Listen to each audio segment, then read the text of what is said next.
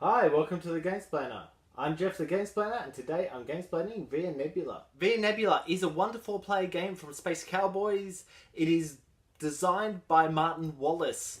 I have a lot of Martin Wallace games. In fact, he's very quickly becoming one of my preferred designers. I'm not going to go so far as to say he's one of my favorite designers, but he's one of my preferred designers. I am giving a lot of time to the Martin Wallace games recently, and that's actually on the back of the Brass re-release.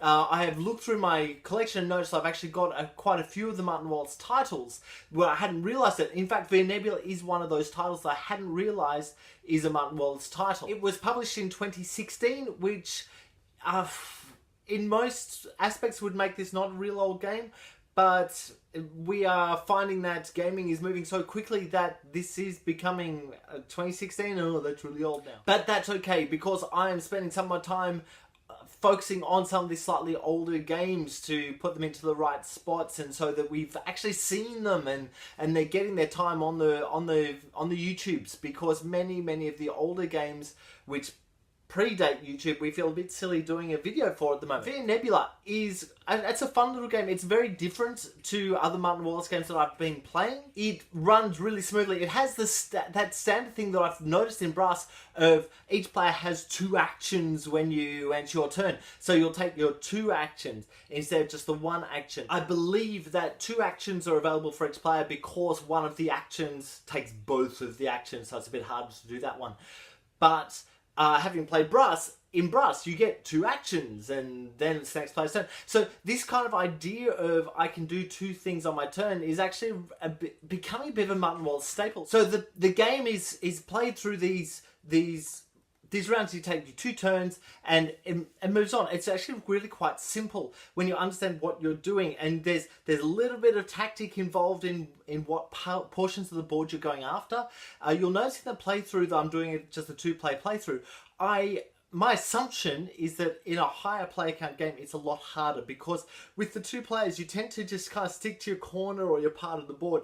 And while you could move around and go to different areas, I've found, or have found in my previous plays, that on the two-player, we're not really competing for spaces as much.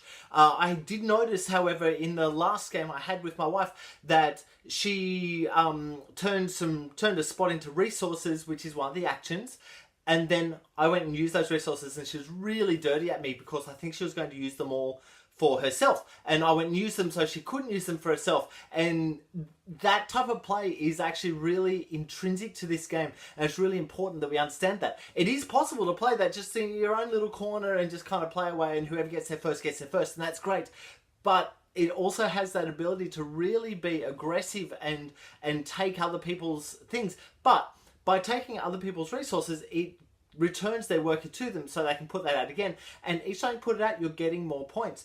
So there's that real balancing act of, do I take that thing that the workers work towards and eventually give them more points, but I'm getting what I need to do to get points as well. And it's a nice little funky little thing going on there. It's not as heavy as other games that Martin Wallace has produced, like Brass, for example.